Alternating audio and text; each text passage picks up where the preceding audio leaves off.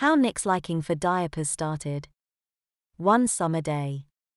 What started out as a normal day ended up being the longest day ever for a 5-year-old named Nick. His mom and dad were leaving for a vacation and needed someone to watch him. Nick's mom's was a teacher at Somerset High School and knew a responsible 17-year-old girl named Jenny from the high school cheerleaders squad. Jenny was off for the summer and needed a part-time job, so she took the offer. 4 days later, Jenny arrived at the house while Nick's parents were getting ready to leave. They gave her some money for food or anything she would need to take care of him before saying goodbye. After Nick's parents left, the phone rang. It was 2 of Jenny's friends on three-way line, Jill and Tracy. Jenny knew it would be a long week, so she invited them over. When the girls arrived, they all went into the living room and sat in front of the TV, and ended up watching Sesame Street with Nick. That didn't last very long since the girls were getting bored and it was too nice outside to be in a house with no air conditioning. Then Jenny's friend Jill suddenly remembered about a beach festival in the town of Santiago 2 hours away. There was a teen idol band playing on a stage that had been built in a gigantic tent near the beach. When she told the other 2 girls, they didn't waste any time with their decisions, they were ready to go. Although Jenny had to babysit Nick, he was a quiet toot, and bringing him along didn't seem to be a problem. Just then Jenny remembered Nick's mom telling her that he had a stomachache, and that he had not used the washroom in 2 days. Jenny told Nick that she had to put a diaper on him before leaving.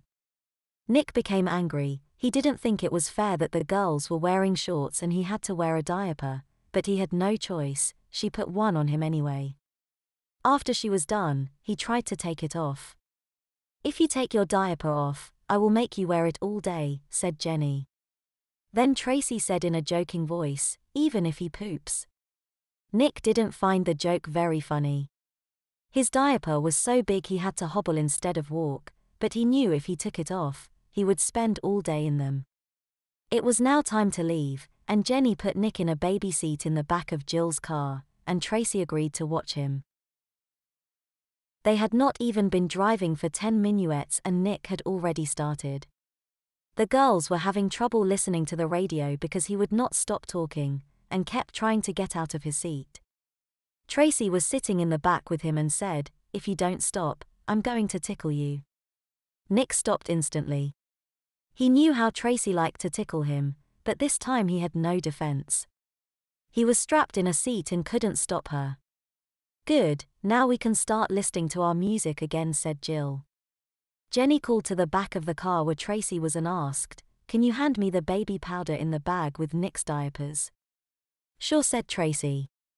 Then a second later, Tracy replied, oh, I think we forgot his bag." Then Jenny remembered, "You're right, we left it on the kitchen table and Nick's clothes and diapers were in there." "What is he going to wear?" said Jenny. The girls began to argue about how they were going to find clothes for Nick to wear at the festival. There wasn't a place for 50 miles where they were going, and definitely no clothes stores. "Don't worry you guys," said Jill, "we'll figure something out when we get there. For now he will just have to walk around in his diaper." Nick was being quiet through most of the commotion, but that didn't last very long.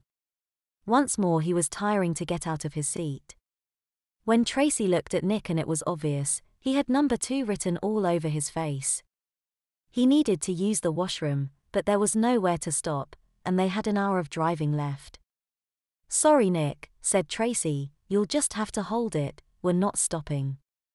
It was easy for her to say. Nick's face was filled with anger as he struggled to undo the straps that encased his body. It was impossible. No.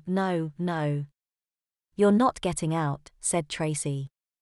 He looked like he was about to poop in his diaper right there. He finally gave up, and somehow managed to forget about it and fell asleep. 40 minutes later they arrived at the beach. They drove around for 10 minutes before finding a parking spot. It seemed like every teenager in the world had showed up that day.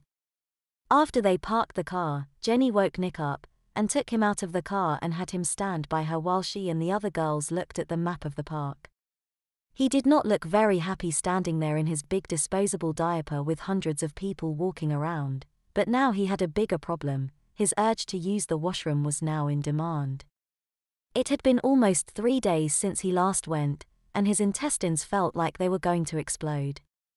His stomach rumbled from the presence of an atomic bomb that was about to go off in his diaper.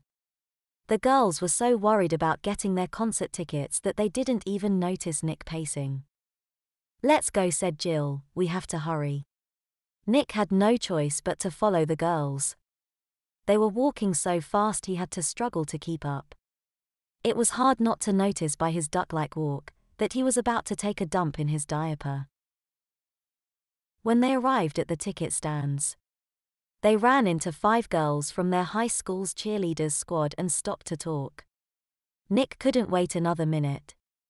While they were talking, he noticed 2 portable johns and one of them was open. He desperately ran toward the door, but before he could even get there, someone walked in and locked the door. That was all he could take. His load was almost in his diaper, and he needed a bathroom fast.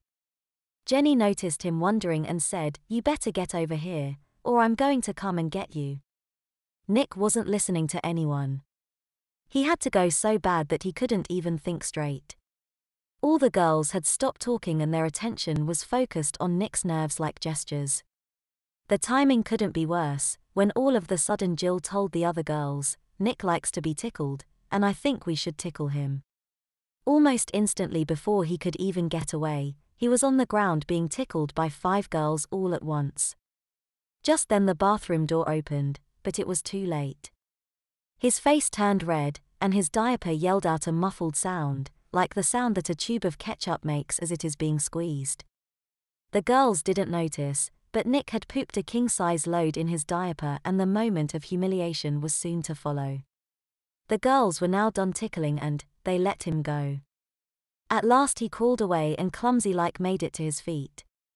Nick did not know what to do next. They were all just standing there looking at him with smiles from their amusement of watching him squirm around like a bug on hot coals. The load in his diaper was so overwhelming that his walk was now a march. Nick couldn't stand the thought that, no matter where he went from there on, the sticky clump inside his diaper would follow him for the rest of the day, until someone changed him. It was about time for the concert to start and Nick was hoping the 5 girls would leave. It was bad enough Jenny and her friends would find out he had pooped in his diaper, but it would be even more humiliating if the other girls found out. Jenny asked the girls to sit with them during the show, and the girls said they would. When he heard that, he began to get anxious. There was no way he could sit through a show for 2 hours in poppy diapers without one of the girls noticing. They began to walk to the lines where the guards were taking tickets. When they went into the tent, it was packed with people, and the seats were almost all taken. They found 8 seats, but there were 9 of them including Nick. "He's going to have to sit on someone's lap," said Jenny. "He's going to sit on my lap," said Tracy, "so I can tickle him if he isn't good." Nick yelled, "No," in an angry voice. After they all sat down, Tracy picked him up to put him on her lap, but he just resisted. He did not want to sit in his load for 2 hours, but she was stronger. After she put him on her lap, she put her feet up on the back of the seat in front of her so he couldn't get away. He tried to wrestle her, but ended up only making it worse. No matter how hard he tried, he couldn't even get his feet to touch the ground, and now the inside of his diaper was smeared. The show had now started and the teens were all clapping to the music. Nick couldn't take any more. He began to wrestle Tracy's legs, but they were too strong.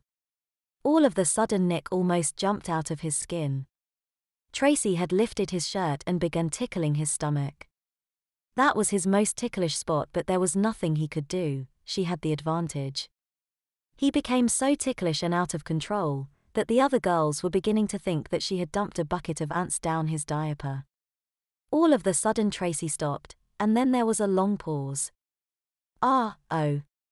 Tracy and Jenny turned and looked at each other. "Are you thinking what I'm thinking?"